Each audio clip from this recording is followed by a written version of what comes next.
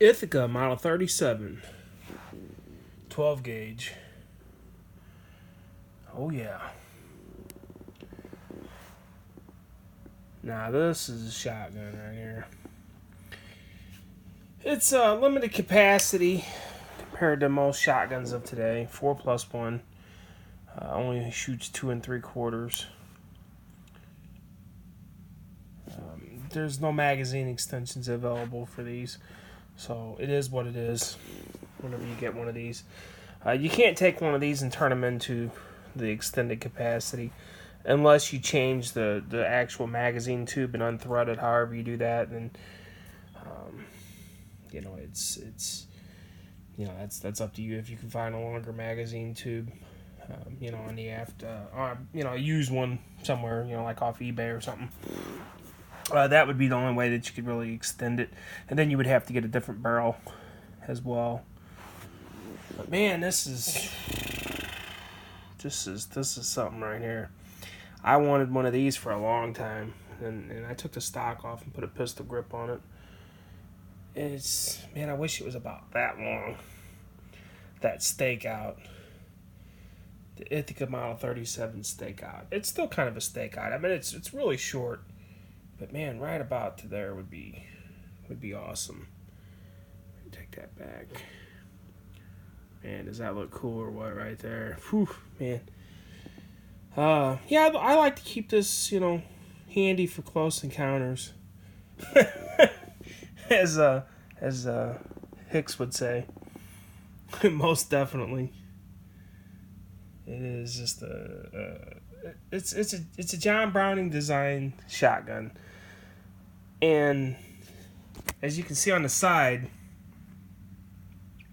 it doesn't have an ejection port. This is a bottom eject gun.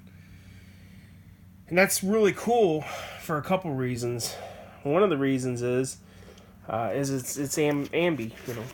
Left or right-handed shooters can shoot it without having to worry about the ejection. The safety is not. It's just right-handed friendly on that. Not that a left-hander can't work around it. This is kind of like a predecessor to the 870. I think there was a model after this one that kind of turned into the 870. But if you look from right about there, the 870 kind of comes back to about here. So this is kind of a shorter frame, which makes it a little bit shorter gun overall than an 870. But the slide release is very similar to an 870, even though the 870 is on the other side of the trigger guard. Whenever you take it apart, it seems like it should be more of a complicated shotgun, but it isn't. It's just like, wow, man, this thing is just super simple. Just a cool design. Very cool. We got some snap caps I'm going to put in here to see if I can demonstrate something for you. And I've got the Gila mini shells on here. It holds 7 of these in a magazine and 1 in the chamber for a total of 8. If you rack it fast like you're supposed to, I haven't shot them out of this, but just messing around with them, they work fine. But if you kind of lollygag on the way you rack the pump on there, they can cause an issue. So in a self-defense situation, would you want to use these? Man, I don't know. It's really dependent on this gun with how fast you rack it. I mean, you got to do it with some authority. You got to do it quick. And it's about a 99% chance you won't have a problem if you kind of just lackadaisically rack it. They can tumble and get hung up in there. One of the coolest features about this gun is it can't double feed. It's got, I don't know if I can do this or not. I really wish, I need to get a different camera. When you pull the slide back, it's got, the shell lifter is this part. When you push it forward after the shell comes up, let me put a couple in there. These are snap caps. It just loads like a dome, just like a Mossberg. This is even smoother than the Mossberg. I think that's what was that for. So anyways, when you pull the trigger, let's say you've already got one in there, and you rack it, it pops one out, puts one in. If you don't do it hard enough and stuff on an 870, if you kind of go halfway and stuff, you could get a double feed. On this one, you can't. The reason why you can't is because it's got two shell holders on it. One going up and one going, and this shell lifter's got to hit it going up and hitting it going down. That way it can't physically do that unless you rack the slide and that little shell lifter actually actuates it. And the only way it can actuate it is after it's eject the shell, after it's already pushed it down. And I'll hit this again. Let's see if you can see the way it pop it out. It just popped that shell out. That pushes it out. In order for it to actuate the next one, it actually has to, this part right here actually has to come up. So it can't physically double feed unless something breaks on the gun. So it's kind of a misrepresentation of this gun. Some people say, well, you can get it stuck in there and stuff. Actually, you can't. They designed this so it wouldn't have that problem, because if you get two of them stuck in there, the gun's down. So it's actually a really cool design, and I don't know if you've seen that whenever I popped it out, even though the gun is upside down, it ejects it with some authority. See, in order for it to release, it's got one holding it. It's got one of those little shell retainers holding it right now. It's got two of them, but one of them's holding it right now. In order for this shell to come out, it's got to eject this one. So there's no way you could sit here all day long and go like that, and it won't do it. You could sit here all day long and go halfway back, and it cannot pop this one out until it ejects that one. And it really flips them out. I mean, this is upside down, and you can see, even if you got it like this, you can still put the shell in. So yeah, that's kind of cool. Actually, I don't know if it goes in there like that or not. Yeah, it's cool design. You can hear it hitting the phone. I mean, it's spitting them out. So anyways, that's kind of a cool design. Like I said, it's got two shell retainers, one on each side. One does it for whenever you're putting it in, and then the other one does it for whenever it's ejecting. So that is definitely cool. Just a cool design right there. So if you're worried about this gun getting a double feed, it can't double feed unless something physically breaks on the gun.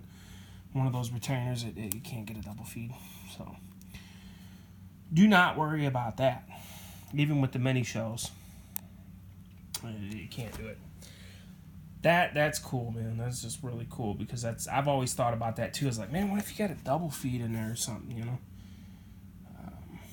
Yeah. So whenever I was taking the gun apart, because I've got another one I had a problem with. Basically, the problem was right here on this nut was off, and whenever you racked it back, it's got a little groove in there, and you can't really see it, but it's got a little groove in there that as this barrel goes back, it gets thicker, and it was hitting it, and it wouldn't rack back. That problem is solved on it, because I just took the pump off and readjusted that. But I ended up taking the whole gun apart, not this one, like I said, a different one, and I learned a lot about it taking it apart. It's not too hard to take it apart, and it's just a cool design. Very, very, very, very cool. Probably one of the coolest designs in my opinion, and the Browning BPSs are a lot like it. I'm not sure exactly what they have in common, other than their bottom ejects. They may be different internally, but suffice it to say it's a Browning, so it definitely shares similarities to this gun. This is, we could say the 870 is a classic, but man, this one's really a classic.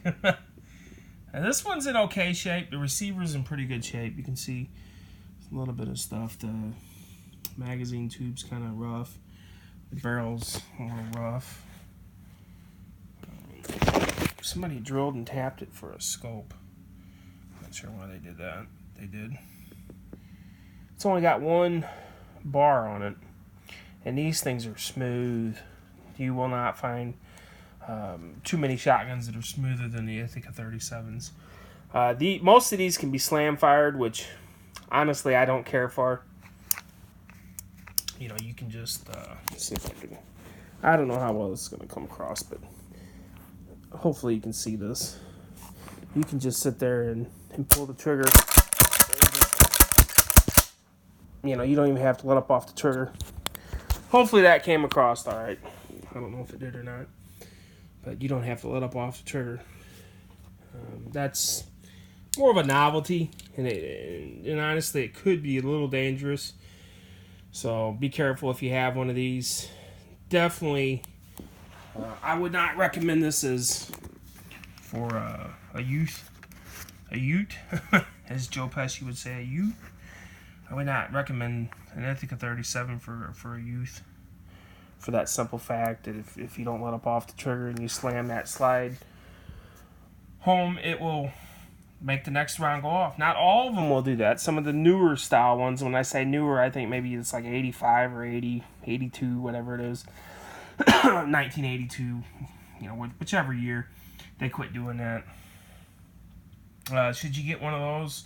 I absolutely. I don't see any reason why I wouldn't limit getting one of these to only having a slam fire shotgun. I believe it's more of a novelty thing than anything. It's nothing that blows me away, other than, you know, showing you on the video, and I couldn't really see. I hope it captured it. If not, I may have to watch the video before I post it. But yeah, you know, these mini shells, definitely interesting in this gun. I may have to do some videos, or a video of shooting these. These are the Aguila. This is buckshot. It definitely takes the capability of the gun up. You know, 7+1 is pretty cool in this gun because it's a compact. It's a light shotgun, very light, handy. You know, I wish we could legally have these barrels without having to pay a stamp and stuff. You know, to whatever we want. Man, that would just be a cool gun, man. I mean, the coolness factor, even with that 18-inch barrel, it's like 18.1 inches, is coolness factor all day long, in my humble opinion. These grips right here aren't too bad. I put a little bit of that grip tape stuff around there. It helps a little bit. I believe this is a choke. I think it's a choke. Yeah, it's not too bad. The safety on this isn't super positive.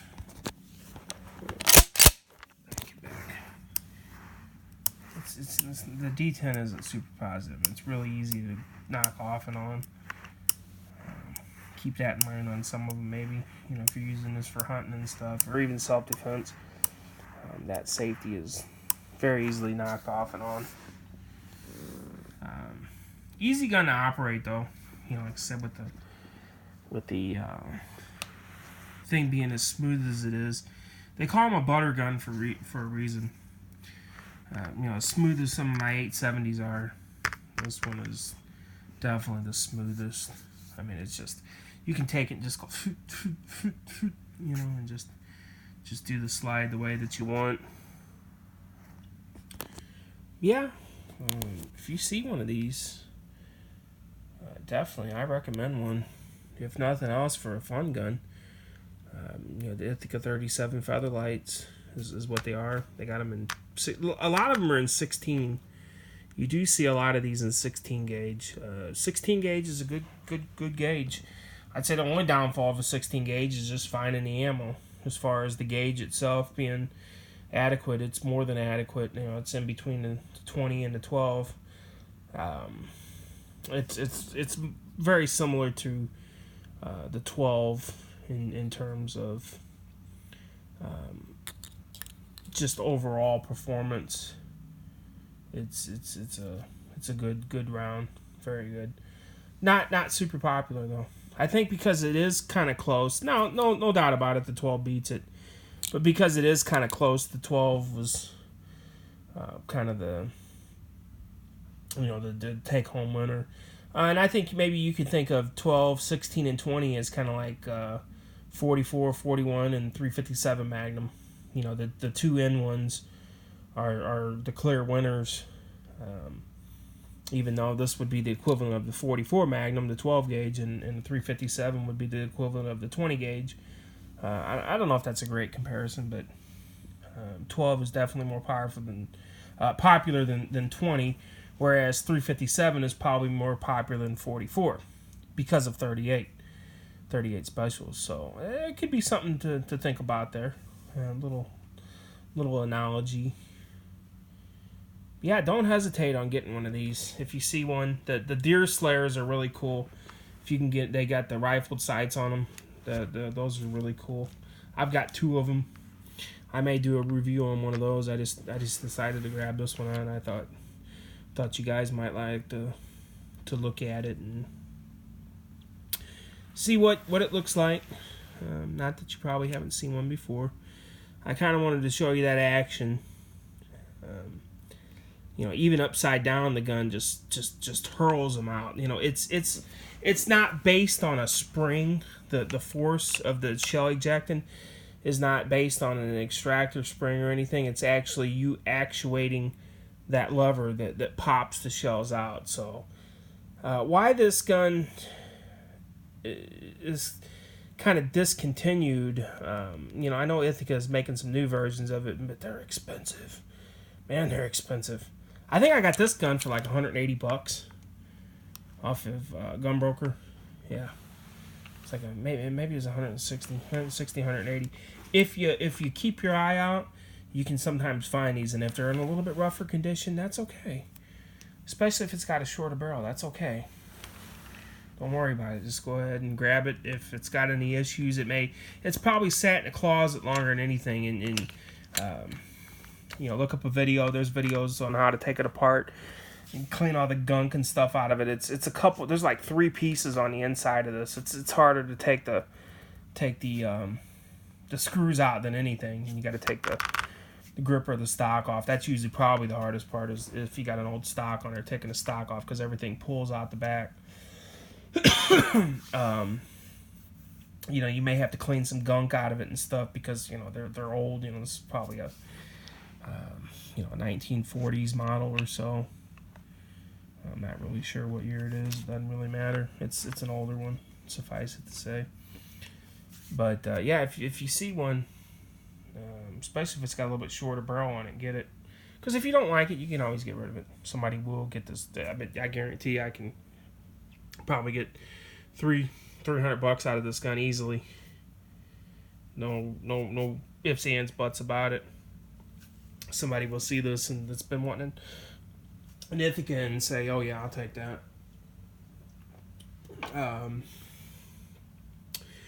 But yeah, why this design kind of went by the wayside, I don't know. I kind of wish more shotguns were like this.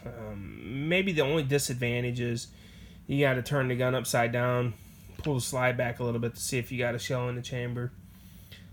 Like I said, there again, it's not a good youth gun or a beginner's gun for that simple fact. And even experienced shooters, it's just a little bit tougher to tell if the gun's loaded.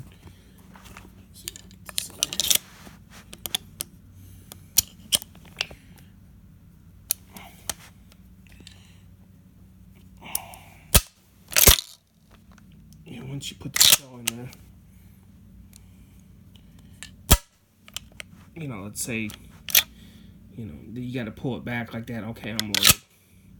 And you don't have, like I said, you don't have to worry about pulling the slide back and doing that and popping another shell out. It will not pop another shell out. So if the gun is fully loaded and stuff, let's say you're out hunting and you're like, man, do I got one in? You got to turn the gun upside down. You can pull it all the way back. Until it gets ready to eject. It will not eject this shell out of the magazine. Unlike an 870 and stuff, can do that. Then you get 2 of them in there, and you can have issues. So easing that back like that will not do that. Do not worry about it. It won't do it. But let's see if we can get this on camera. You know, it pops them out of there. So yeah, another 20-minute video, man. I get to talk, and I tell you what, I may have to try to cut these down. Cool gun though. Go grab one, man. If you've been waiting to get one, do yourself a favor and get one. Check if you can check it over before you get it. That's probably best because they are old. If you have any issues with it, you know, with the gun, most of the time it can be solved just by taking the gun apart and stuff and just cleaning it. There could be something broke on the inside, very, very easily, but there's parts to be had on sites and stuff off of Gunbroker, eBay. You can get, you know, the bolts and extractors and, you know, all that good stuff. If you have, you know, something bent in there or whatnot, just be careful with the gun with the slam fire. It's cool, but you know, just be careful with it. So yeah, anyways, over and out. I hope you liked it.